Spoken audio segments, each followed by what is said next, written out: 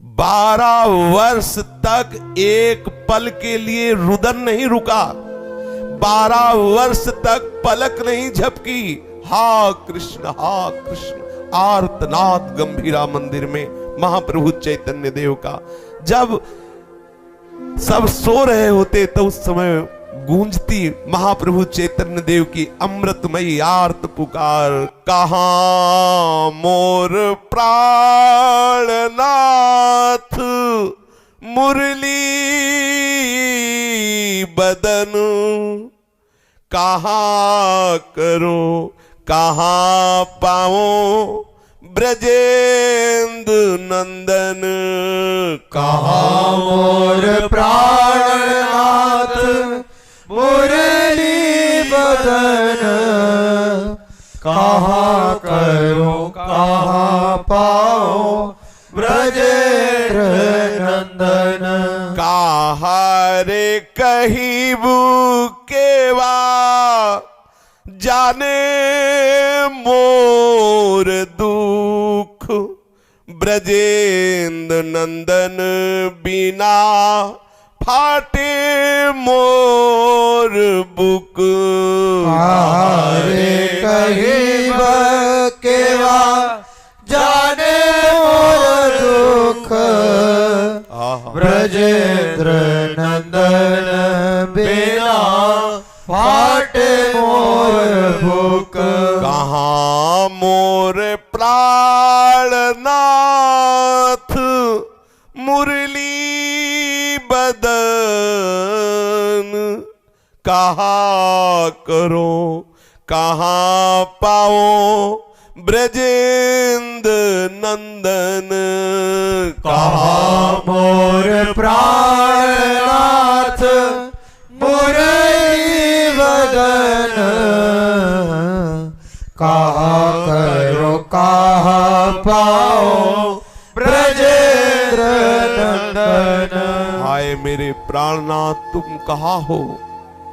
हे मनोहर वंशी की तान से प्रेमियों के हृदय को शीतलता प्रदान करने वाले वंशीधर मुरली मनोहर कहाँ हो?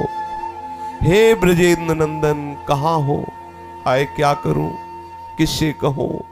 मेरा हृदय फटा जा रहा है, मैं कैसे अपने प्राणनाथ से मिलूं? कौन है जिससे मैं अपनी बात कहूं और वो मेरा दुख समझ सके? हा प्राणनाथ, हा कृष्ण, हा मुरली मनोहर, ऐसे महाप्रभु पुकारते रहते। पीछे चर्चा हुई थी, तीनों दरवाजे बंद हैं, परिकर सावधान रहते, पर देखा महाप्रभु अंदर गंभीरा मंदिर में नहीं। अब खोज शुरू हुई, सब जैसे बिना प्राण के व्याकुल हो जाते, शरीर शून्य होने लगता है, ऐसे ही सब भक्तों के प्राण महाप्रभु चैतन्य देव गंभीरा मंदिर में है नहीं, सब व्याकुल हो गए। कोई इधर ढूंढ रहा है, रात्रि का समय मशाल लिए हुए। पीछे चर्चा हुई, फिर देखा कि बड़ी बड़ी सुंदर गौएं, तेलंगु गौएं घेरे हुए हैं और महाप्रभु मूर्छावस्था में पड़े हुए हैं। सब भक्तजन वहां नजदीक गए तो देखा पेटेर भीतर हस्तपाद कुर्मेर आकार, मुखे फेल पुलकांग नेत्रे अश्रुधार। पेटेर भीतर हस्तपाद कुर्मेर आकार, मुखे फेन पुलकांग नेत्र अश्रुधार। अचेतन पड़िया छेन येन कुष्मांड फल, बाहिरे जड़िमा अंतरे आनंद व्यूहल। अचेतन पड़िया छेन येन कुष्मांड फल, बाहिरे जड़िमा अंतरे आनंद विभल। गाभी सब चौदी के सुके प्रभुर श्री अंग, दूर कैले नहीं छाड़े प्रभुर अंग संग। गाभी सब चौदी के सुके प्रभुर श्री अंग, प्रभुर अंग संग। समस्त महाप्रेमी परिकर आसपास गौएं घेरी हुई हैं, सब वहां पहुंचे, देखा बड़ा आश्चर्य में स्वरूप महाप्रभु चैतन्य देव का ऐसा स्वरूप देख के सब विकल हो रहे हैं। कैसा स्वरूप है? हाथ पैर ऐसा लग रहा है पेट में धस गए हैं, ऐसे शरीर में लगता है बिल्कुल रक्त का संचार ही नहीं हो रहा, बिल्कुल जड़वत, और अंदर आनंद की विकलता है। और चौद के चारों तरफ गौएं घेरे हुए हैं, गौओं को भक्तजन हटाते हैं, पर उनको इतना सुख मिल रहा है महाप्रभु के श्रीअंग का जो गंध लेने से और चाटने से, क्यों हटाने पर भी बार बार आती है, महाप्रभु को सूंघती है और महान सौभाग्य महान आनंद का अनुभव कर रहे हैं। जिह्वा से दुलार करके महाप्रभु के श्रीअंगों को चाटती है। बलिहारी है इन गौओं की जो ऐसी महाप्रेम दशा में महाप्रभु के श्री अंगों का स्पर्श प्राप्त कर रही है। जब देखा कि बिल्कुल बाहर से बेशुद्ध मूर्छावस्था, ऐसा लगता है चेतना ही नहीं रह गई, तो भक्तों को कई बार ऐसी दशा में यह अनुभव है कि कैसे चेतना प्राप्त होती है। अब सुंदर मृदंग करताल मंजीर की ध्वनि गूंज उठी, हरि बोल और महामहिमा में नाम का कीर्तन, उन्मत्त होकर कीर्तन कर रहे महाप्रभु को कुछ थोड़ी सी शरीर में चेतना सी लगी। उसी अवस्था में भक्तजन उठा कर ले गए। अब महाप्रभु जब वहां थोड़ा अर्धबाह्य अवस्था में आए, फिर वही क्रंदन शुरू, जोर जोर से फिर रो रो के पुकार, हाय हाय यहां मुझे कौन ले आया, वो मेरा मनमोहन श्याम सुंदर कहां चला गया, मैं तो उसकी मधुर मुरली धुनी सुन रहा।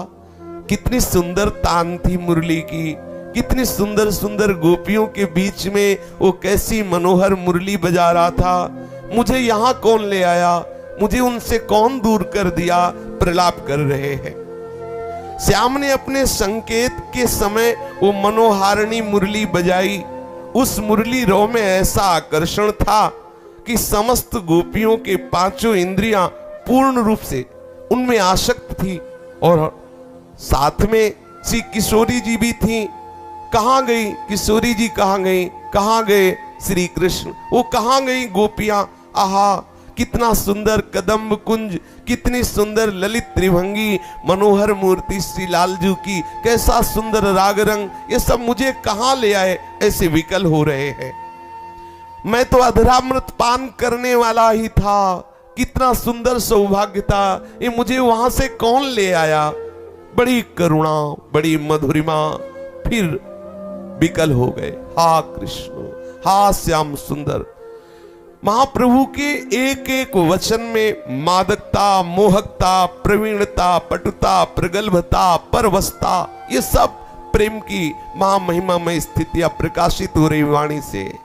ऐसी आसक्ति भरी कृष्ण, हा कृष्ण, जो सुनते उनके हृदय फट रहे थे। ऐसी प्रेम रस आसक्ति से भरकर महाप्रभु पुकार रहे हैं। अरे वो तो मेरे से हंसी कर रहा था, मेरे साथ ठिठोलियां कर रहा था, कहां गया, वो कहां चला गया, ऐसे उन्माद अवस्था में महाप्रभु बोल रहे। फिर चौंक कर कहने लगे, स्वरूप यहां मुझे कौन ले आया, मैं यहां कैसे आ गया, मुझे यहां क्यों ले आए। अभी अभी तो मैं वृंदावन में कदम्ब कुंज में अपने प्राणधन श्री श्याम सुंदर की मधुर मुरली सुन रहा था, देख रहा था पास में किशोरी जू और समस्त गोपियां कितनी आह्लादित हो रही, वहां से मुझे क्यों ले आया गया। प्रभु की ऐसी दशा देख करके स्वरूप गोस्वामी ने तत्काल इशारा किया, श्रीमद् भागवत ली और महाप्रभु के भाव का शमन करने के लिए वो श्लोक बोलने लगे। श्रवण मात्र से फिर प्रभु को प्रेम उन्माद और बढ़ने लगा, जीव का त्यों वही उन्माद। फिर हा कृष्ण, हा कृष्ण, बार बार स्वरूप गोस्वामी से कहते, हाँ हाँ और सुनाओ और सुनाओ, ठीक है, वाह वाह कैसा मेरा प्रीतम सुंदर, ओह कैसी सुंदर बंसी बज रही। प्रेमोन्माद में ऐसा रसमय प्रलाप करते और वो सुंदर श्लोक गायन करते। प्रेम छेद रुजो वगच्छति हरिर्नायम न च प्रेम वा स्थाना स्थानम वैति नापि मदनो जानाति नो दुर्बला अन्यो वेद न चान्य दुःखम अखिलम नो जीवनम वाश्रवम दुत्रीयेव दिनानि यौवनमिदं हा हा विधे का गति। जब स्वरूप गोस्वामी जी ने श्लोक गाया तो महाप्रभु स्वयं इस श्लोक का भाव प्रकट करने लगे। हाय हाय, कितने दुख की, कितनी असह्य वेदना की बात है, कितना निर्दयी है ये मेरा प्रीतम, कितना निर्दयी है। हम अबलाओं को तड़पते हुए देख करके भी इसे दया नहीं आ रही, ऊपर से ये मदन हमारे ऊपर प्रहार पे प्रहार करता जा रहा है। कितनी वेकली है, कैसी विवस्था है, कोई मेरे मन की बात को क्या जाने। अपने दुख का आप ही अनुभव हो सकता है, अपने पास तो कोई प्यारे की रिझाने की वस्तु नहीं, जिससे मैं अपने प्यारे को रिझा सकूं, ऐसी कोई वस्तु नहीं। अच्छा, हम मान लेते हैं कि जो मेरा ये नव यौवन है, इस नव यौवन से हम प्यारे को रिझा लेंगे तो 2-4 दिन का है, इसका भी क्या भरोसा, ये स्थायी नहीं है, ये क्षण भंगुर है। मैं किस वस्तु से अपने प्रीतम को रिझाऊं? 2-4 दिनों के बाद ये अंधेरा ही अंधेरा, क्योंकि ये यौवन स्थायी नहीं है। हा विधाता, कैसी वाम गति है, कैसा अपार दुख हम अबलाओं के ऊपर आपने दिया। भाव में डूबे हुए हैं महाप्रभु चैतन्य देव, अपने को इस समय महाभाव में विकल करके फिर बोल रहे। मुझ अबला के ऊपर इतना प्रहार, एक तो मदन प्रहार कर रहा है, दूसरा प्रीतम निष्ठुर हो रहा है। हाय, मैं किससे अपने दुख की बात कहूं? वैसे ही एक तो हम अबला, रहे सहे बल को इस विरह ने जलाकर राख कर दिया है। मैं तो अति दुर्बल अबला हूं, मैं इस दुख को कैसे सह सकती हूं? इस प्रकार प्रभु प्रलाप कर रहे हैं। विरह वेग के कारण आप ही विरह संबंधी श्लोक गायन करते हैं, फिर उनके भाव विकल होकर बोल रहे हैं। इस प्रकार एकदम भाव बढ़ा, फिर जोर से रो पड़े और चिल्ला करके कहने लगे, हा कृष्णो, हा प्राणनाथ, हा पद्मलोचन, ओ दिव्य सद्गुण के सागर, तुम कहां छिपे हो? ओ श्याम सुंदर, ओ पीतांबरधारी, ओ रास विलासी, हाय मैं कहां जाऊं जिससे तुम मिल जाओ? कैसे मैं तुम्हें पाऊं? तुम कहो, जहां तुम मिलने के लिए कहो वहां मैं आ जाऊं। बड़े विकल होकर के महाप्रभु चैतन्य देव ऐसे अश्रु प्रवाह करते हैं और भागने लगते हैं। इतना कहते कहते प्रभु भाग रहे। स्वरूप गोस्वामी जी और भी परिकर दौड़ दौड़ करके महाप्रभु को पकड़ते हैं, गोद में ले लेते हैं, बैठाने की चेष्टा करते हैं, मूर्छा को प्राप्त हो जाते हैं। महाप्रभु फिर चेतना आती, अश्रु प्रवाह। आश्चर्य की बात, ये 1-2 दिन, वर्ष 2 वर्ष नहीं, 12 वर्ष तक अनवरत कोई न त्रिभुवन में हुआ है, न ऐसा होगा। अगर कोई होगा तो वही होंगे। इतना प्रेम, इतना महाविरह प्रभु का कोई झेल ही नहीं सकता, नहीं झेल सकता। कोई शरीरधारी की सामर्थ्य नहीं, हो तो स्वयं प्रभु है। इसीलिए इतनी महामहिमामय स्थिति का दर्शन करा रहे। जहां थोड़ा होश आता है फिर विकल होकर के पुकारने लगते हैं। ये बार बार उन्माद दशा, मोह दशा और ये अत्यंत महिमामयी प्रेम की दशा इन्हीं महापुरुषों की कृपा कटाक्ष से प्रकट होती है। असंख्य प्राण हो तो प्रेमी एक क्षण में न्योछावर कर दे, ऐसा समर्पण होता है। महाप्रभु की ये दिव्य उन्माद अवस्था बढ़ती जा रही और जो प्रेमी जन है उनका हृदय विदीर्ण हो रहा है। कैसे प्रभु की इस भाव दशा का स्मरण हो, कैसे प्रभु को हम सुख पहुंचा सकते। इतना आर्त अपने लोगों की तो वाणी में वो भाव ही नहीं, तो आर्त कैसे प्रकट हो। जो महाप्रभु हा प्राणनाथ कह के तो पुकारते, रोते, तो ऐसा जो प्रेमी उपासक जन सेवा में थे ऐसा लगता प्राण निकल जाए। इतनी विकलता होती महाप्रभु के पुकारने में, इतना प्रेम, इतना आर्त होता, इतनी मिलन की आकांक्षा, इतनी विवस्था कि श्रवण करने वाले का हृदय फटने लगता। कैसे श्री कृष्ण मिले। जो सरस हैं, भावुक हैं, पर पीड़ा का अनुभव करने वाले हैं और श्रृंगार रस के उपासक हैं, उनका अत्यंत कोमल द्रवित हृदय ही थोड़ी भावना से समझ सकता है कि अपने प्रीतम के मिलन के लिए जब विरह तड़पन होती है तो कैसा होता है। ये तो कोई प्रेमी उपासक ही जान सकता है, जिनका अंतःकरण नाम जब से रसिकों के संग से, प्रेमियों के संग से लुजलुजा हो गया है। जरा सी बात सुनते ही आंसू निकलने लगे, हृदय द्रवित हो गया, वो इन प्रेम की बातों को समझेंगे। कठोर हृदय वालों के तो ऐसा जैसे सब कथाएं होती हैं ऐसे ये भी कथा हो रही, उनको थोड़ी ऐसा लगे, लेकिन थोड़ा भी हृदय तो उसका हृदय फटने लगता है। हाय, मेरा भी तो जीवन शून्य हो रहा है, मेरे भी जीवन में तो निराशा है, कैसे प्रीतम मिले। वो ठीक वैसे विकल होने की भावना करने लगता है। उसका हृदय तब समझता है कि कैसी विकलता होती प्रेम में, कैसी विवशता होती है प्रेम में। बलपूर्वक कोई इस प्रेम को प्राप्त करना चाहे तो किसी में इतनी सामर्थ्य नहीं है। ये तो दैन्यता पूर्वक प्रेमी जनों के संग से इस प्रेम का परिचय प्राप्त होता है। महाप्रभु की प्रतिपल विरह वेदना बढ़ती जा रही है। वो सदैव महाभाव में स्थित है, अपने आप प्रलाप कर रहे हैं, कभी मूर्छित हो जाते हैं, कभी कृष्ण को कहाँ पाऊं, श्याम सुंदर कैसे मिले, ये बार बार उनके मुख से निकल रहा है। दिन रात एक ही बात, बस कैसे पाऊं, कैसे मिलूं, कहां जाऊं, बस विकल हो रहे हैं। हाँ हे सखी, कोई मिला दे मुझे, श्याम सुंदर से मिला दे। वो कहां है नंद कुल का प्रकाश करने वाला चंद्रमा। महाप्रभु आर्त भाव में पुकार, हे सखी कोई मुझे श्याम सुंदर से मिला दे। कहां है वो नंद कुल का प्रकाशक चंद्रमा। अरे वो मयूर मुकुट धारण करने वाला कहां गया, वो बनमाली कैसे मिलेगा, कहां मिलेगा। विकल होके पुकारने लगते। मुरली की मंद मन मनोहर धुनी सुनाने वाला वो मेरा मुरली मनोहर कब मिलेगा, कहां मिलेगा, कैसे मिलेगा। सखी वो इंद्र नीलमणि के समान कमनीय कांतिमान प्यारा कहां मिलेगा। वो रासमंडल में थिरक थिरक कर नृत्य करने वाला वो रासेश्वर नटराज कहां मिलेगा। सखी हमारे जीवन की एकमात्र इस व्याधि का निवारण तो एकमात्र औषधि स्वरूप वो छलिया श्याम सुंदर है, कहां मिलेगा। हमारे प्राणों से भी प्यारा वो सुहृद किस देश में चला गया है। हमारी अमूल्य निधि को कौन लूट ले गया। हा विधाता, तुझे बार बार धिक्कार है जो मेरे प्रीतम को मेरे से दूर किया। अब ऐसे प्रभु विलाप करते रहते।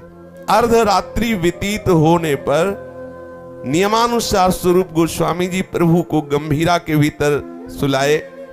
रोज ऐसा ही नियम था, अर्धरात्रि तक तो सब जगते रहते, फिर होता कि क्रमशः एक दो विश्राम कर लो, जिससे महाप्रभु की सेवा में फिर जो है वो विश्राम कर ले। ऐसे क्रम से राय रामानंद जी अपने घर चले आए। महाप्रभु उसी प्रकार जोरों से चिल्ला चिल्ला करके नाम ले लेकर कीर्तन करते, बस पुकारते।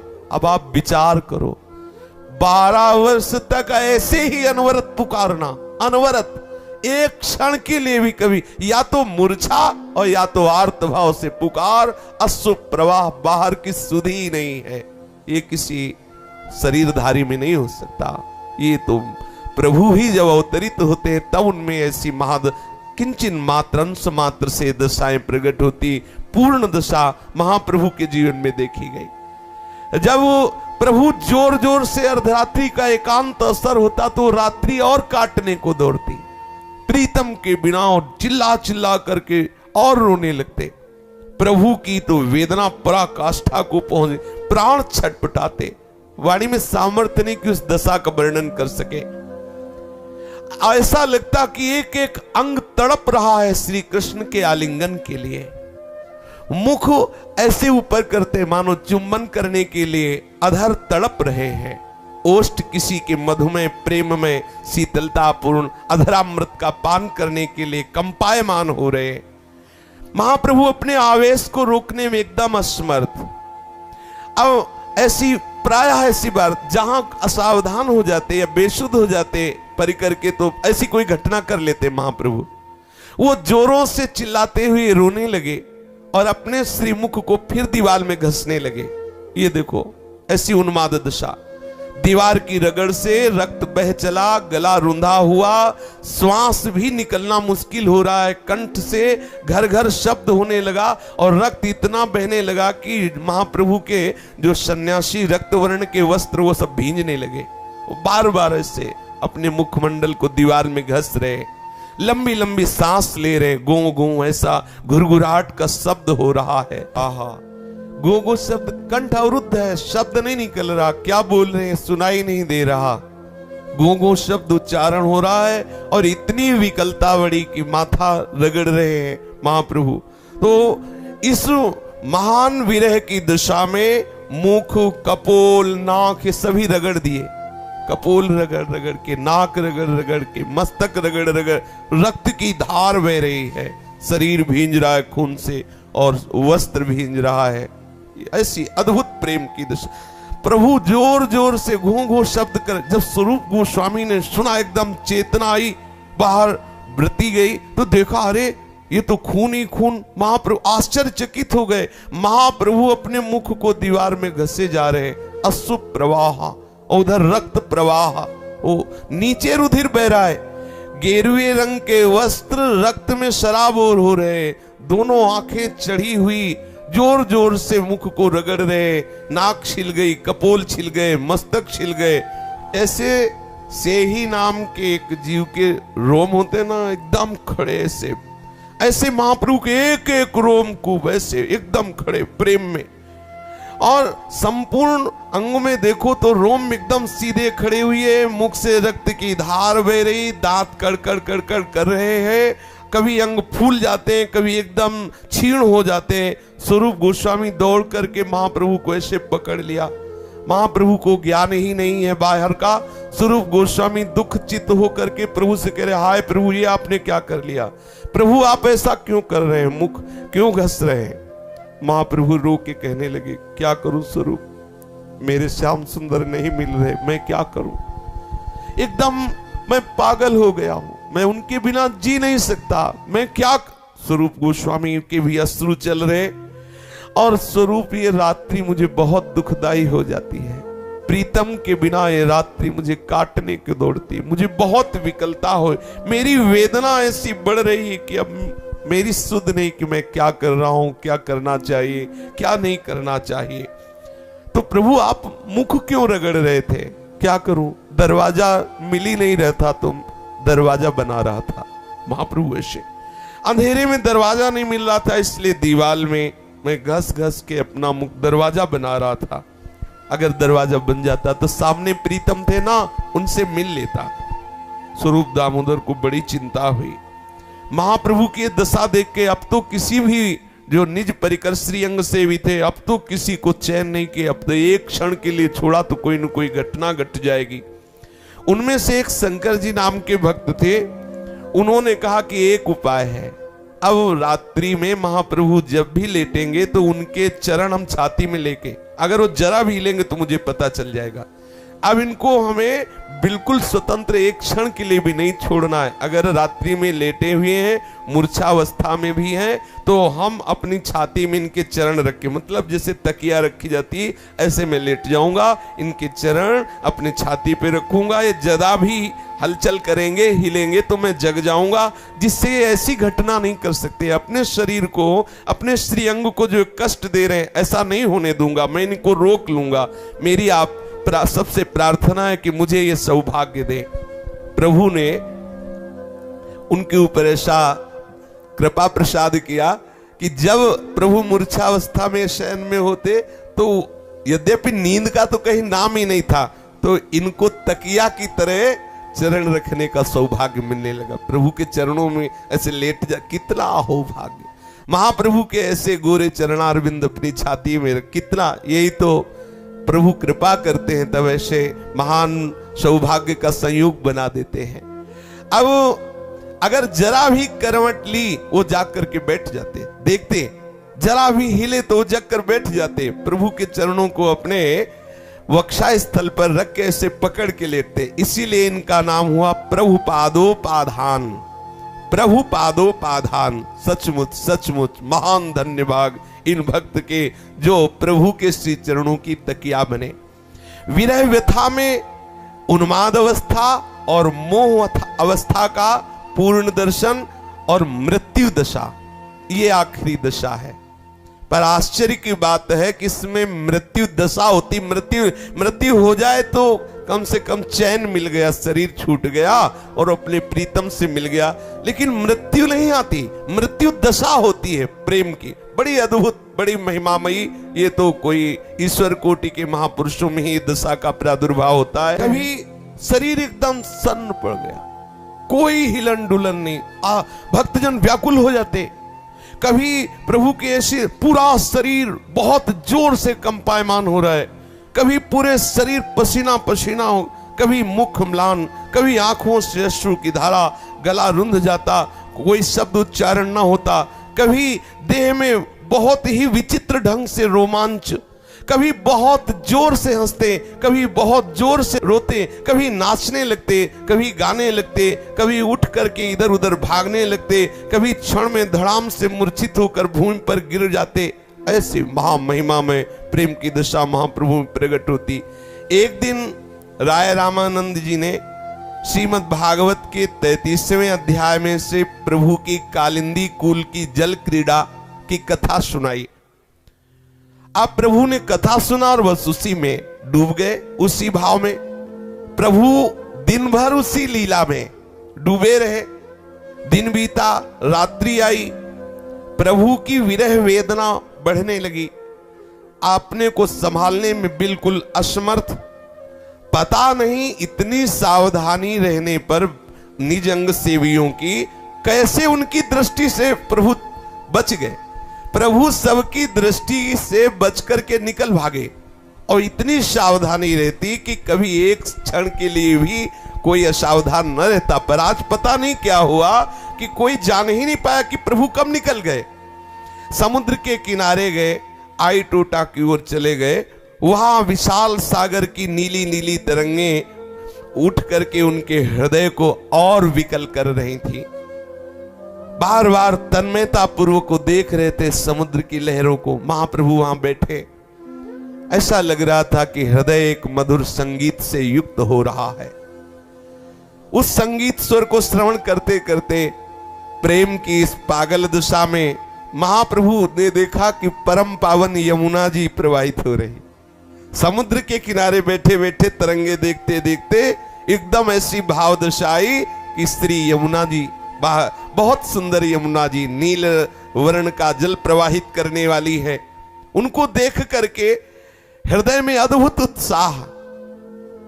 उस सागर की सुषमा की जगह अब यमुना जी की शोभा सुषमा। फिर एकदम दृश्य बहुत सुहावनी शरद की रात्रि है, पूर्ण चंद्रमा खिला हुआ है। ओहो, आनंद ही आनंद बरस रहा है। यमुना जी प्रवाहित हो रही, यमुना का पावन पुलिन है, शरद चंद्रमा की चांदनी छिटक रही है। महाप्रभु अपने भाव में डूबे जा रहे हैं। अब उनमें ऐसा श्री कृष्ण चंद्रजू के स्पर्श करने के लिए व्याकुलता हुई कि ये यमुना, ये पावन वृंदावन, ये शरद चंद्रमा की छिटक चांदनी और प्रीतम दूर, भारी विकलता उनके हृदय में। अब वो तो कालिंदी में कूदने के लिए उत्साहित होने लगे। ये विस्मृति एकदम कि हम यहां पुरी में हैं, समुद्र के तट पर है, ऐसी कोई शुद्धि नहीं। देखा कि उनका प्रीतम गोपिकाओं के साथ जलकेली कर रहा है। ओहो, अब तो कैसे अपने को रोक सकते। जब देखा प्रीतम श्याम सुंदर ऐसी सुंदर यमुना जी में अपनी प्राणप्रिय गोपिकाओं के साथ जलकेली कर रहे, फिर क्या, आप हुंकार मारी और उछले और समुद्र में कूद पड़े। वो तो देख रहे ना यमुना जी को, और देख रहे सामने गोपी जनों के बीच में श्री लाल जी जलकेली कर रहे। जोरों से हुंकार किया और अथाह समुद्र के जल में कूद पड़े। अब वो तो प्यारे के साथ जल विहार का आनंद ले रहे। बाहर से बेशुद्ध, बाहर से शरीर इस मृत्यु दशा को प्राप्त हो रहा है। जो प्रेम की मृत्यु दशा है बाहर से कोई चेतना नहीं, अंदर से उनके भाव देश में गोपिकाओं के साथ प्रीतम जलकेली कर रहे हैं, यमुना की उसी में वो सम्मिलित है, और बाहर से शरीर अथाह समुद्र में लहरों में ऐसे तरंगायमान हो रहा है। पूरी रात्रि बेसुध अवस्था समुद्र के जल में। इधर प्रभु को वहां ना देखकर भक्तों को बड़ा विकलता हुई, सब खोजने के लिए दौड़ रहे। स्वरूप गोस्वामी, गोविंद, जगदानंद, वक्रेश्वर, रघुनाथ दास और वो शंकर जी जो प्रभु के चरणों को अपने हृदय में रख के सोते, सब व्याकुल हैं और कोई भी नहीं जान पाया कि प्रभु कब निकल गए। सब खोज में भाग रहे हैं। जगन्नाथ जी के मंदिर के सिंह द्वार से लेकर तिल तिल जगह पुरी की खोज रहे, कहां है महाप्रभु। सभी के साथ जगन्नाथ वल्लभ नामक उद्यान में वहां गए, वहां भी खोजा, वहां से भी निराश। गुंडचा मंदिर गए, सुंदरचल में उन्होंने इंद्रद्युम्न सरोवर, समीप के सभी बगीचे, सभी मंदिर, सब परम आश्चर्यचकित खोज रहे, रो रहे, कहां गए महाप्रभु, कहां गए। इस प्रकार उन्हें जब कहीं भी प्रभु का पता नहीं चला, तब वो सब निराश होकर पुरी में लौट आए। अब सब विकल हो रहे, संपूर्ण रात्रि खोजा लेकिन प्रभु कहीं नहीं। अब वे तो वही जान सकते हैं जो अपने प्रीतम से बिलग होते हैं कि कैसी विकलता महाप्रभु के लिए उन निज परिकर की होगी। महाप्रभु मिले ही नहीं, सब खोज, भारी विकलता, संपूर्ण रात्रि विकलता पूर्वक। प्रातः काल के समय स्वरूप गोस्वामी ने कहा कि एक जगह रह गई, समुद्र के किनारे किनारे बहुत दूर तक खोजते हैं, हो सकता है महाप्रभु समुद्र के किनारे कहीं मूर्छावस्था में पड़े हो। प्रभु को खोजने के लिए सब समुद्र की तरफ चल पड़े। समुद्र के किनारे किनारे सब प्रभु को ढूंढ रहे हैं, और महाप्रभु को शुद्ध नहीं, रात्रि भर उसी जल में कभी डूब जाते, कभी तरंग में उछल जाते, कोई शुद्ध ही नहीं है। पूरा जल सब उदर में जा रहा है, मृत्यु दशा, बाहर कोई शुद्ध नहीं, बिल्कुल शुद्ध नहीं। उसी समय वहां एक मल्लाह जाल डालकर मछली पकड़ रहा था, तो महाप्रभु उस समय जैसे तरंग आई तो कभी जल के ऊपर कभी जल के नीचे, और मृत्यु, प्रेम की मृत्यु दशा है, शरीर विकृत है, और मल्लाह के जाल में महाप्रभु फंस गए, बेसुध है, समुद्र के जल में डूबे हुए हैं। उसको बड़ी प्रसन्नता हुई कि वजन देख करके कि कोई अच्छा मत्स्य पकड़ में आ गया, अब तो मुझे अच्छा धन मिलेगा। उसने जब जोर से खींचा और नजदीक जाके देखा तो उसने देखा है तो कोई मुर्दा है, क्योंकि कोई चेष्टाएं नहीं दिखाई दे रही। महाप्रभु तो प्रेम की इस मृत्यु दशा को प्राप्त है। वो उठा करके प्रभु को ऐसे किनारे छोड़ दिया, क्योंकि उसको पक्का है कि कोई मुर्दा है, उसको ये थोड़ी है कि कोई महाप्रभु चैतन्य देव ऐसी प्रेम दशा में है। अब आश्चर्य ये हुआ कि महाप्रभु को स्पर्श करके उसने समुद्र के किनारे लिटाया ना, स्पर्श करना था कि उसकी दशा बदल गई। अब उसके अस्त्र चलने लगे, हा कृष्ण और नृत्य, बार बार दोनों हाथ उठा के हरि बोल और कृष्ण कृष्ण और नाचना और रुदन करना। अब प्रभु के श्रीअंग स्पर्श से, देखो ये है संक्रामक रोग, स्पर्श से जो बड़े बड़े साधनों से भी अनुभव नहीं होता, स्पर्श मात्र से महाप्रभु के उसके हृदय में ऐसा प्रेम प्रकट हो गया। अब वो कभी प्रेम विवल होकर समुद्र के किनारे की भूमि में लौटता, कभी पुकारता हा कृष्ण, कभी नाचता, कभी हंसता, कभी गाने लगता। अब जो उसके और जन थे उन लोगों ने देखा जो दूर और कहीं मार रहे होंगे मछली, नजदीक, अरे बोले इसमें तो कोई भूत लग गया हमें लगता है, क्योंकि ऐसी दशा उसके। अब वो क्या जाने बेचारे प्रेम की दशा, भयभीत हो गए। उसे भ्रम, उसको भी भ्रम हो गया कि मुझे लगता है कोई भूत मेरे में प्रवेश कर गया, इसीलिए ऐसा हो रहा है। इसी भय से भागता भागता आ रहा था। इतने में ये निजी परिकर श्रीअंग सेवी महाप्रभु चैतन्य देव के वो सब खोजते हुए आ रहे थे। उसकी दशा देख करके ही स्वरूप गोस्वामी समझ गए कि इसे महाप्रभु का स्पर्श प्राप्त हुआ है। आहा, महाप्रभु का ऐसे स्पर्श प्राप्त, उसके अश्रु बह रहे, नाक बह रही, हा कृष्ण, कभी लौट जाता है, कभी नाच रहा है। अच्छा, उसको पता नहीं कि मुझे भगवत प्रेम जो महादुर्लभ वस्तु है वो प्राप्त हो गई है। स्वरूप गोस्वामी ने पूछा, क्यों भाई, तुमने यहां किसी को देखा है? तुम्हारी ये दशा क्यों है? तुम भयभीत क्यों हो? भय से कांपते हुए मल्लाह ने कहा, महाराज मैंने कोई आदमी को तो देखा नहीं। मैं सदा की तरह मछली मार रहा था तो मेरे जाल में एक बहुत सुंदर गोरे अंग वाले वो जाल में फंस गए। मैं जब उनको देखा तो मुर्दा, उनके अंग में कोई भूत था जिसके छूते ही मेरी ये दशा हो गई। ऐसा वो मेरे अंग में समा गया। जब मैंने उस मुर्दे को छुआ तो मेरे अंग में वो भूत समा गया। अब वही भूत मुझे रुलाता है, वही कभी हंसाता है, कभी नचाता है, कभी भूमि में पटक देता है, कभी मैं कृष्ण कृष्ण बोलता हूं। अब मैं जा रहा हूं कोई अच्छे भूत उतराने वाले के पास कि मुझे इस भूत से मुक्त कर दे। आप लोग इधर मत जाइए, नहीं भूत आपको भी चढ़ जाएगा। वो बड़ा भयंकर है। मैंने ऐसा विचित्र मृत्यु को प्राप्त हुआ कोई ऐसा आज तक मुर्दा नहीं देखा। स्वरूप गोस्वामी जी समझ गए कि महाप्रभु प्रेम की ऐसी मृत्यु दशा को प्राप्त हो रहे हैं और ये महाप्रभु के ही स्पर्श से इसमें आया है। महाप्रभु की उस समय जो झांकी थी, स्वरूप गोस्वामी जी ने उस मल्लाह से कहा कि कैसा रूप था, तुमने देखा? बोले हाँ देखा भी, छुआ भी। ये जो हमारे ऊपर भूत चढ़ा है उनके स्पर्श से ही है, पर ऐसा मैंने कभी मनुष्य नहीं देखा जैसा उनको देखा। जाल डालते समय वो फंसकर जाल में आ गए। मैंने समझा कोई बड़ा मत्स्य है। जब मैंने देखा कि ये तो मुर्दा है तो मेरे मन में भय हुआ। जाल से निकालते समय उनके अंग से मेरे अंग का स्पर्श हो गया। स्पर्श होते ही वो भूत मेरे शरीर में प्रवेश कर गया। अब तो मेरे शरीर में कपकपी पैदा हो गई, नेत्रों से जल बहने लगा, मेरी वाणी गदगद हो गई। या तो वो कोई ब्रह्म दैत्य है या कोई भूत है जो मेरे पे सवार हो गया है। मैं ठीक ठीक नहीं कह सकता। ओ दर्शन मात्र से ही मेरी ये दशा हो गई। तुम भी उधर मत जाना, क्योंकि दर्शन मात्र से ये प्रेत चढ़ जाता है। बिल्कुल ठीक कह रहा है।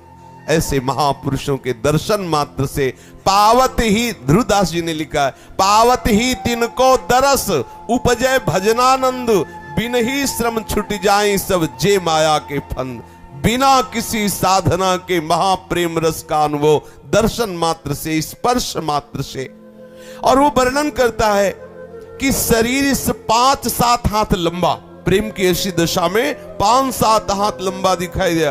एक हाथ पांव 3-3 हाथ लंबे, ऐसे लंबे, मतलब अस्थि ऐसे छूट गई है, केवल त्वचा से ढके हुए, ऐसे 3-3 हाथ लंबे।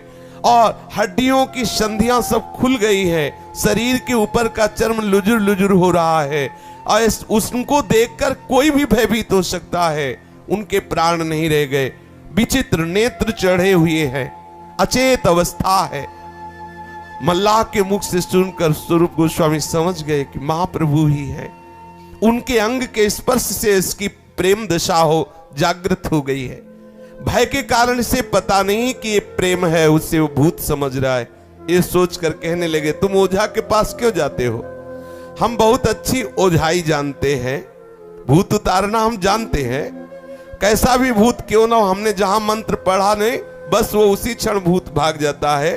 वो फिर दोबारा नहीं चढ़ता है, फिर वो उस क्षण भर नहीं ठहरता। ऐसा कहकर स्वरूप गोस्वामी ने झूठ मूठ उसको ऐसे ही दिखाया कि मैं भूत झाड़ लेता हूं, जिससे उसका स्वस्थ चित्त हो जाए। उसको भ्रम हो गया कि मुझे भूत, उसके मस्तक पे हाथ रखा, ऐसे भगवान नाम अंदर ही अंदर उच्चारण किया और कहा मुझे इस मंत्र की बहुत सिद्धि है कि भूत रह नहीं जाता है।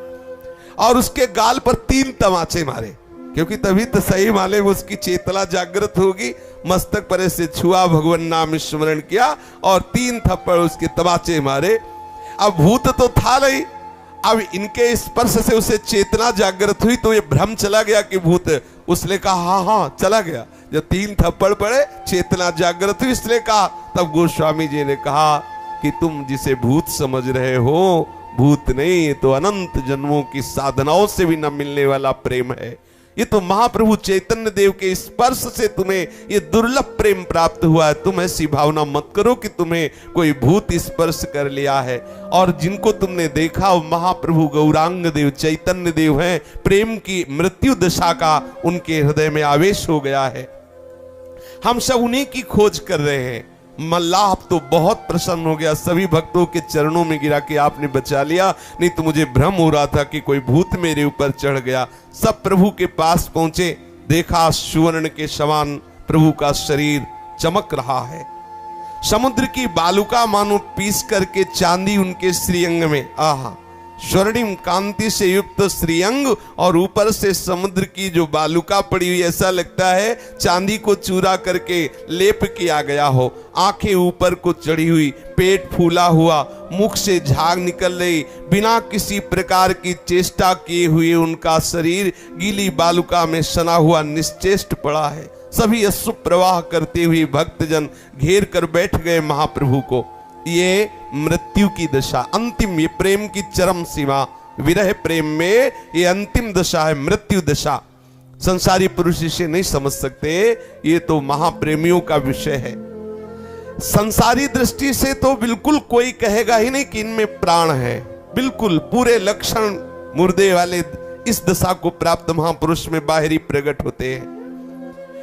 चैतन्यता की कहीं भी कोई भी वृत्ति नहीं दिखाई दे रही, एकदम बालू में सने हुए समुद्र के किनारे पड़े हैं। बिल्कुल ऐसा प्रतीत हो रहा है कि प्राण रहे नहीं गए, प्राण नहीं संचलित हो रहे। किंतु रागानुगामी भक्तजन जानते हैं कि प्रेम की एक ऐसी दशा होती है विरहिणी के हृदय में, इसे मृत्यु की दशा कहते हैं, प्रेम की अंतिम दशा है। श्री गोविंद दास जी एक पद उद्धृत करते हैं इस प्रेम की दशा का, हे श्याम सुंदर, कुंज भवन में तुम्हारे नाम को विरहिणी दिन रात रटती रटती ऐसी दुर्बल हो गई है कि प्रेम की मृत्यु दशा समीप आ गई है। कुंज कुटीर से उसे बाहर कर लिया गया है। प्यारे माधो, तुमसे क्या कहूं, बाहर आने पर उसकी मृत्यु हो गई ऐसा दिखाई दे रहा है। सब सखियां उस मृत्यु दशा को देखकर रुदन करने लगी है। उनमें एक चतुर सखी थी, उसके कान में तुम्हारा नाम बार बार कहने लगी। थोड़ी देर के अनंतर में देखा गया कि तुम्हारे नाम के प्रभाव से फिर प्राण संचलित हुए, नहीं तो मृत्यु दशा को प्राप्त हो गई। फिर वो थोड़ी देर में शुद्ध आती है, गदगद कंठ से हा श्याम ऐसी पुकार उठती है। ये मृत्यु दशा सब गोपियों को प्राप्त हो रही है। श्याम सुंदर, तुम्हारे बिना अगर वो जीवित है तो तुम्हारे नाम को सुनकर, तुम्हारे नाम के बल पर जीवित है। अगर तुम्हें इस बात पर विश्वास नहीं हो रहा है तो चलो हमारे साथ देख लो चल के। ये प्रेम की दशा महाप्रभु चैतन्य देव में प्रत्यक्ष समस्त भक्तों के मध्य में दिखाई। महाप्रभु के सिवा किसी और की सामर्थ्य नहीं ऐसी दशा का दर्शन करा सके, क्योंकि किंचन मात्र अंश मात्र में दशाएं प्रकट होती है। आप सभी भक्तों ने जोर जोर से नाम कीर्तन प्रारंभ किया, बिल्कुल चेतनाहीन, बिल्कुल मतलब किसी भी तरह की कोई चेतना नजर नहीं आ रही।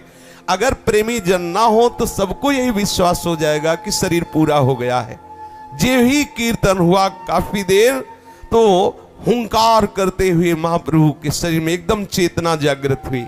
जैसे बताया कि कुंज भवन में वो गोपी बिकल है, थोड़ी देर में मृत्यु दशा प्राप्त हुई, सबको लगा वो पधार गई, कुंज भवन से बाहर लाए।